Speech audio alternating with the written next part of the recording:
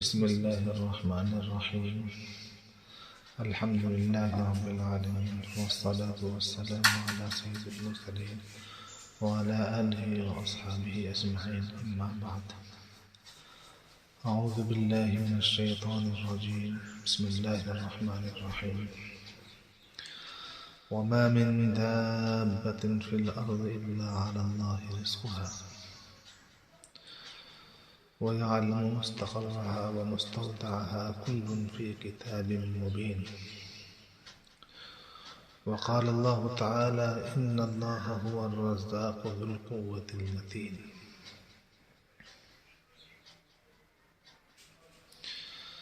آج کی گفتگو کا موضوع ہے رزق صرف اللہ سے مانگو اور اسی پر توکل رکھو۔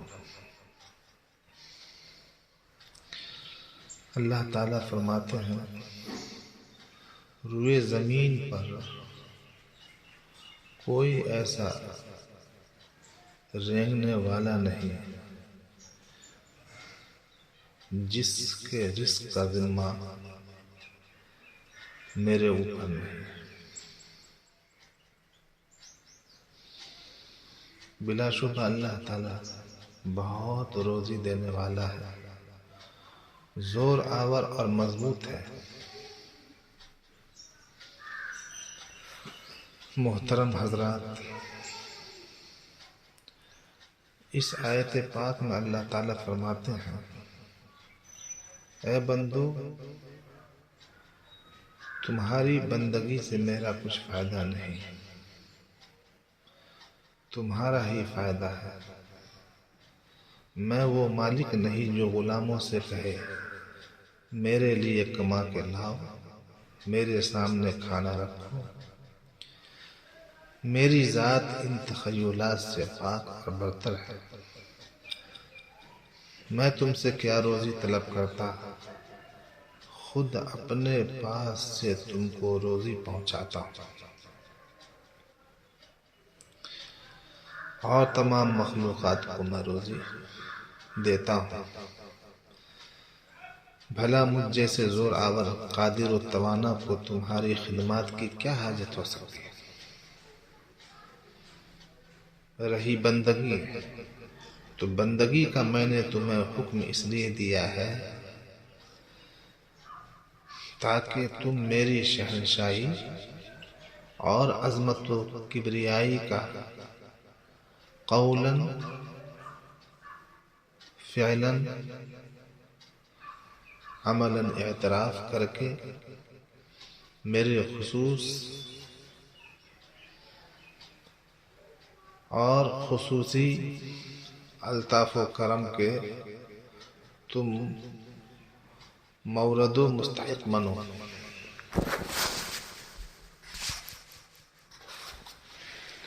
سامنے ٹام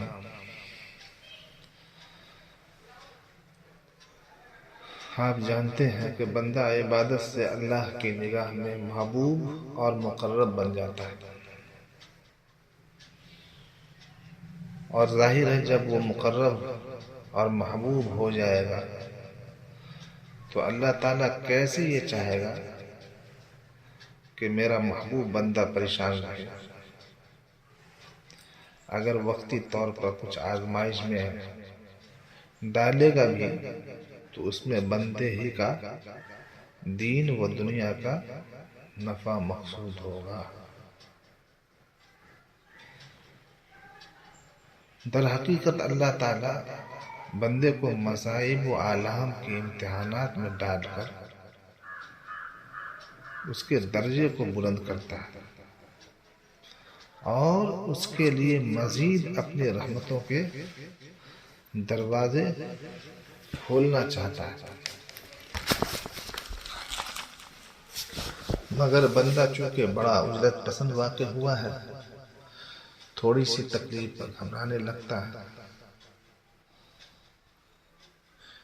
اسی کو قرآن پاک میں کہا خلق الانسان عجولا، کہ انسان بڑا جلد باز پیدا کیا گیا،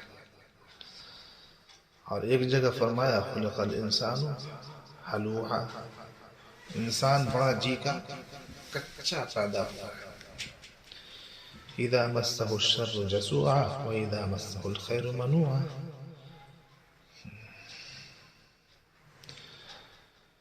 کہ جب اس کو تکلیف پہنچتی ہے تو گھبرانے لگتا ہے، اور جب بھلائی مل جاتی ہے تو پھر وہ مجھ سے بچتا پھرتا ہے. اللہ تعالیٰ فرماتے ہیں کہ وہ مجھ سے بچتا پھرتا ہے، نہ نماز پڑھے گا، نہ تلاوت کرے گا، اور نہ میری راہ میں خرچ کرے گا. الا المصلین الذین هم علی صلاتهم دائمون. البتہ وہ لوگ جو واقعتاً نماز کے پابند ہیں اور دین میں پختہ ہے، جن کا اللہ سے تعلق صحیح ہے، وہ بندے اس سے مستثنا ہیں.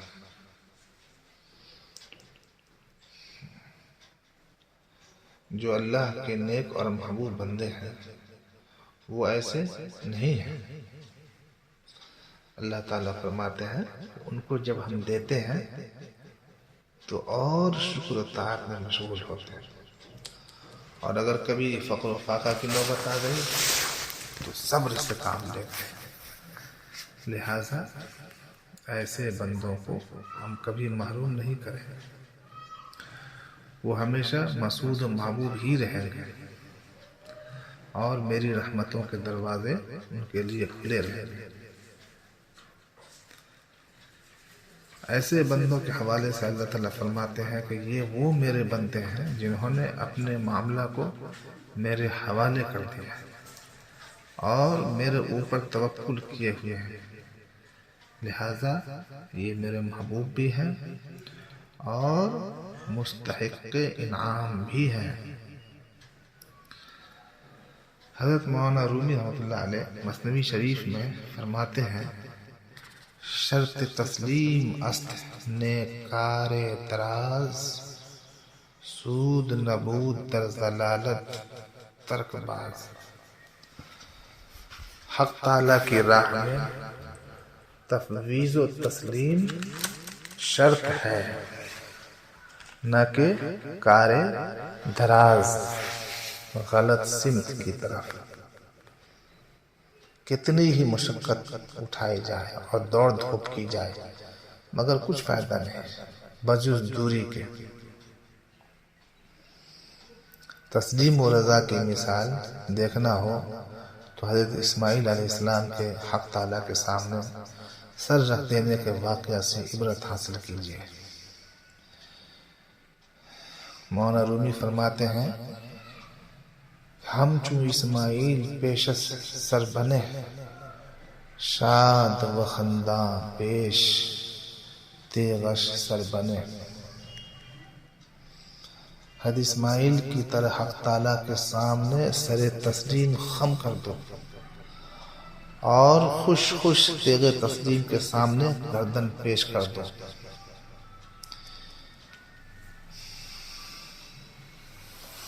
ایک شعر میں مولانا رومی رحمۃ اللہ علیہ فرماتے ہیں اللہ کی طرف سے جو تکلیف ہوتی ہے وہ اس دولت سے بہتر ہے جو بندہ کے پاس ہے. اس کا ستم بصورت کرم بھی ہوتا ہے، جیسے بیماری اور غم کے زمانے میں بندہ کے قرب میں ترقی ہوتی جاتی ہے. لہذا اس حالت میں بھی گھبرانا نہیں چاہیے. اے جفائے او ز دولت خوب تر و انتقام او ز جاں محبوب تر. اے بھائی اللہ تعالیٰ کی جفا دولت سے بھی بڑی چیز ہے اور اس کا انتقام عشق جان سے بھی محبوب تر ہے. اسی لیے مشائخ فرماتے ہیں جس مصیبت میں بندہ صبر و تفویض کرے وہ اس کے لیے رحمت ہے، اور جس پریشانی و مصیبت میں واویلا مچائے اور لوگوں سے شکایت کرتا پھرے تو یہ اس کے لیے واقعتاً مصیبت ہے جو اس کے گناہوں کی وجہ سے ہے۔ اسی طرح جب کوئی تکلیف پیش آئے اور اس کے راستے میں آپ کو کوئی رکاوٹ لاحق ہو تو اللہ تعالیٰ ہی سے روزی طلب کریں، اللہ تعالیٰ سے ہی روزی مانگیں۔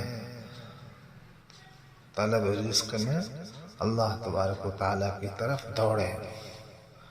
مولانا رومی رحمۃ اللہ علیہ فرماتے ہیں، رزق از وے جو مجو از زید و عمر، مستی از وے جو مجو از بنگ و خمر۔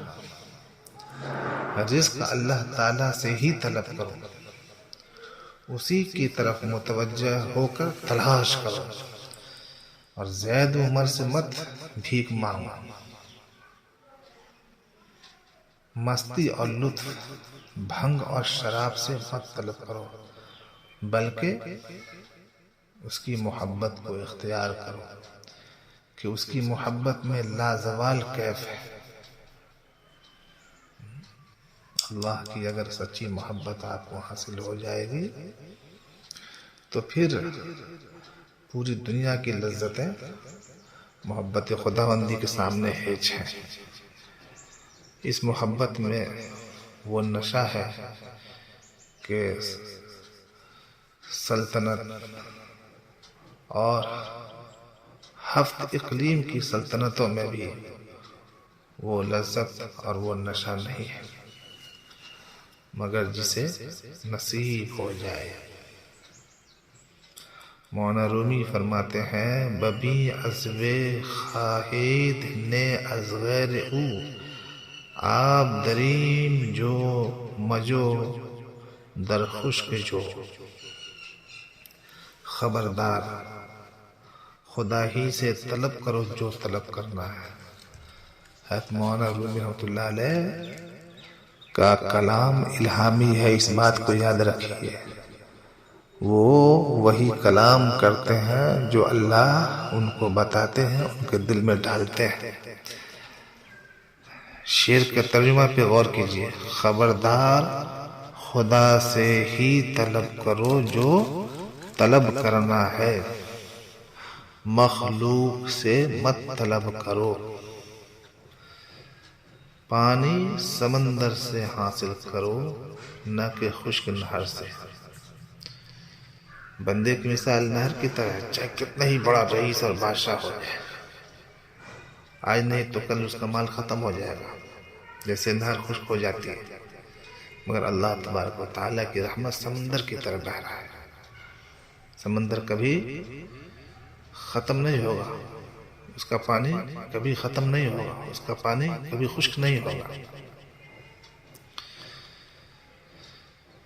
مولانا رومی رحمۃ اللہ علیہ فرماتے ہیں، گفت پیغمبر بآواز بلند با توکل، زانوے اشتر پابند۔ پیغمبر صلی اللہ علیہ وسلم نے ارشاد فرمایا کہ توکل کا مفہوم یہ نہیں کہ تدبیر کو ترک کر دو، جیسا کہ ایک صحابی نے عرض کیا کہ ہم نے اونٹ کو بدون باندھے ہوئے خدا کے بھروسے پر چھوڑ دیا ہے۔ آپ صلی اللہ علیہ وسلم نے فرمایا کہ پہلے اونٹ کو رسی سے باندھو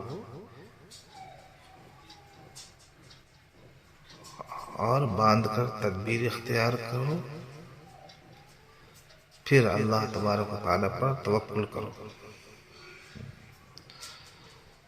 یعنی آپ صلی اللہ علیہ وسلم نے کیا فرمایا کہ پہلے اونٹ کو رسی سے باندھ دو، کہ تدبیر اختیار کرنا بھی اللہ ہی کا حکم ہے، اس کے بعد بھروسہ صرف خدا پر کرو، اپنی تدبیر اور رسی پر نہ کرو۔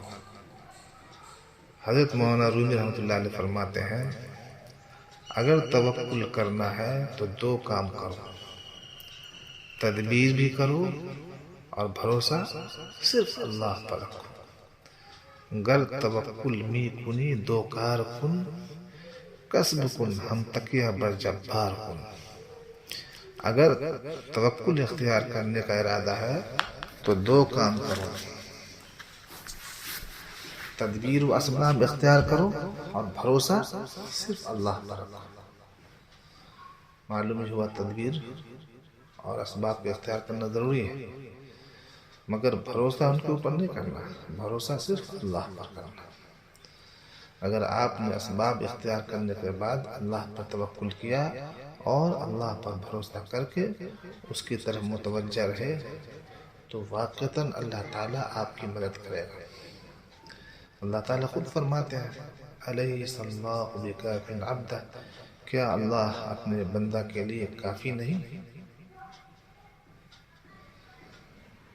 مگر بندہ وہی ہے جو گندا نہ ہو۔ اگر گندا ہے تو گندگی سے نکلنے کی پوری کوشش میں لگا ہوا ہے، پوری کوشش میں لگا ہوا ہے، تو وہ بھی اللہ ہی کا سچا بندہ شمار ہوگا۔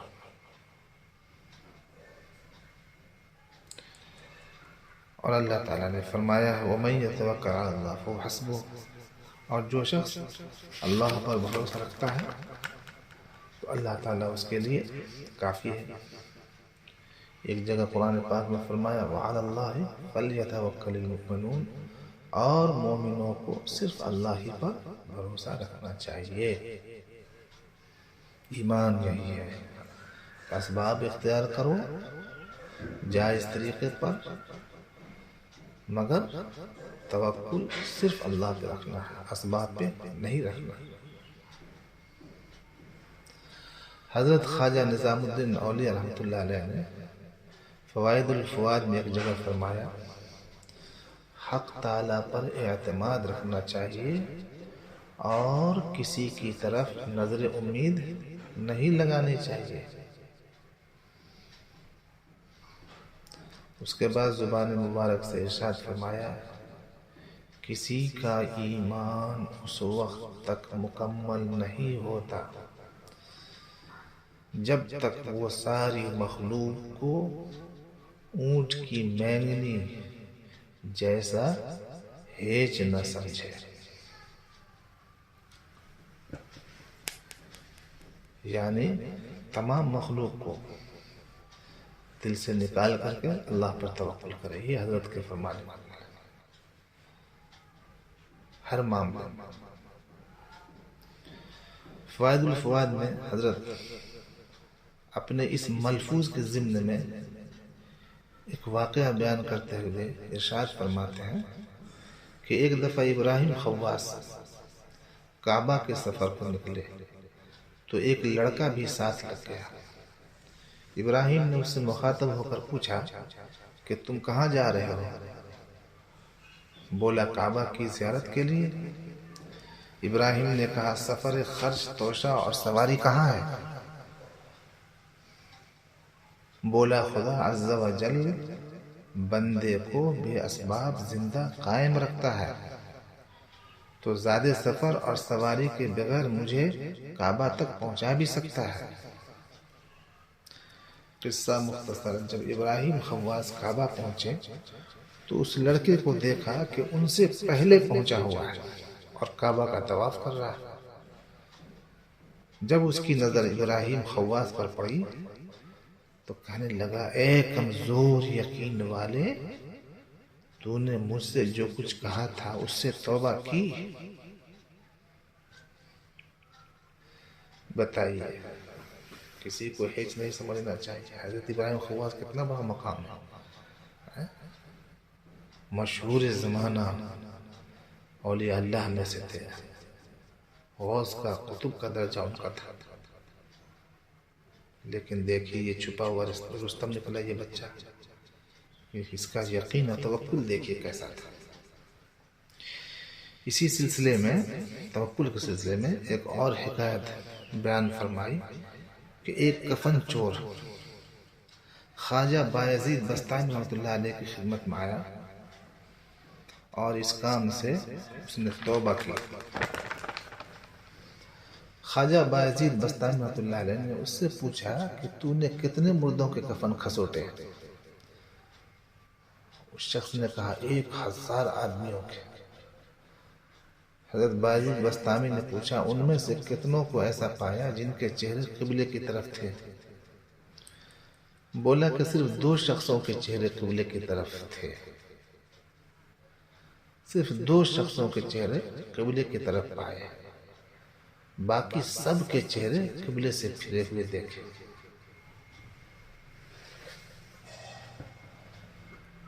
حاضرین نے حضرت خواجہ بایزید بستامی رحمۃ اللہ علیہ سے پوچھا کہ کیا وجہ ہے کہ صرف 2 کا رخ قبلے کی طرف تھا اور اتنے لوگوں کا منہ پھرا ہوا ہے؟ فرمایا کہ ان 2 اشخاص کا اعتماد اور توکل حق تعالیٰ پہ تھا، دوسروں کو نہیں تھا۔ اور کیا آج ہم لوگوں کا کیا حال ہے؟ ہم لوگ خود اپنا محاسبہ کر سکتے ہیں، ہمارا کیسا توکل ہے اللہ کے اوپر، وہ ہم اپنا خود جائزہ لے سکتے ہیں۔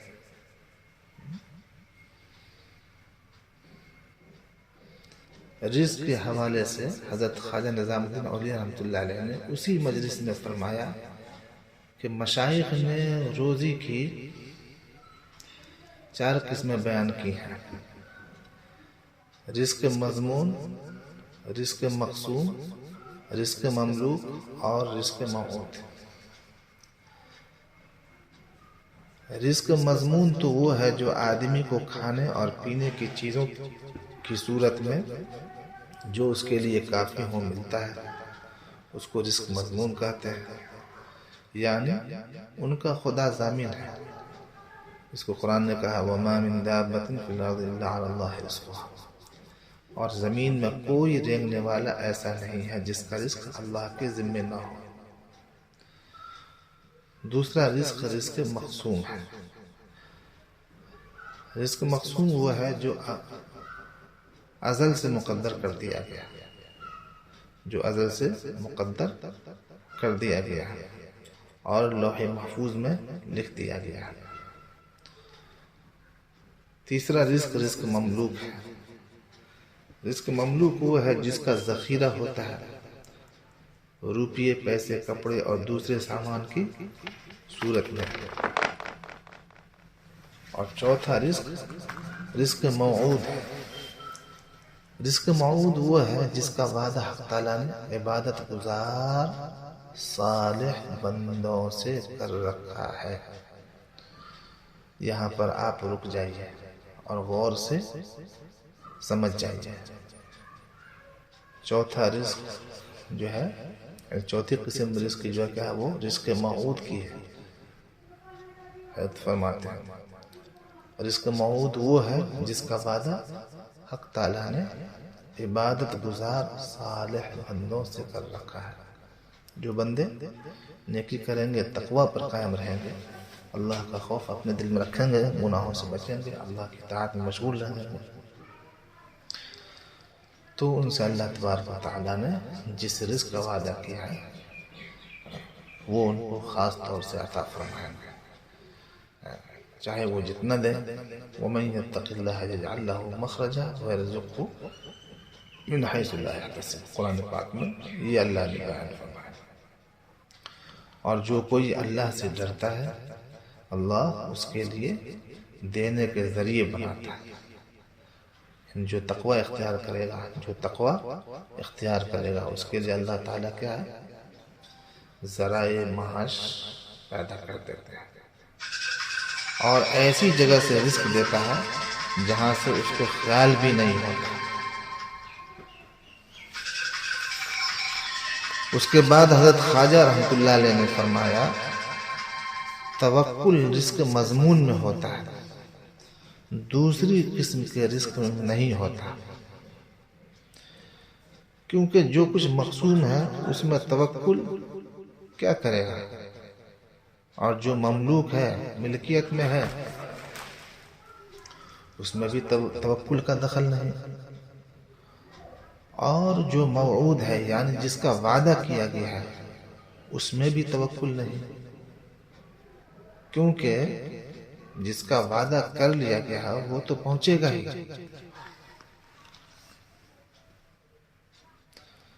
تو توکل کس میں ہے؟ توکل رزق مضمون میں ہے۔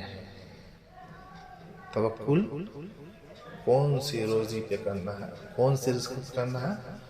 رزق مضمون پر۔ توکل کس پر ہے؟ رزق مضمون پر، یعنی یہ یقین رکھے کہ جو کچھ میرے لیے کافی ہو پہنچ کر رہے گا، اس پر توکل کرنا ہے۔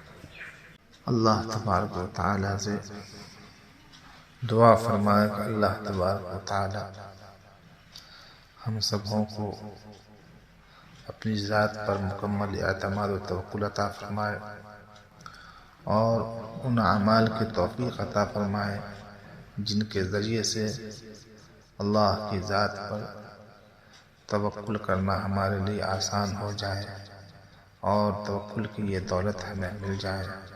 اللہ تبارک و تعالی ہم سبوں کو اپنے متوکلین بندوں میں شامل فرمائے۔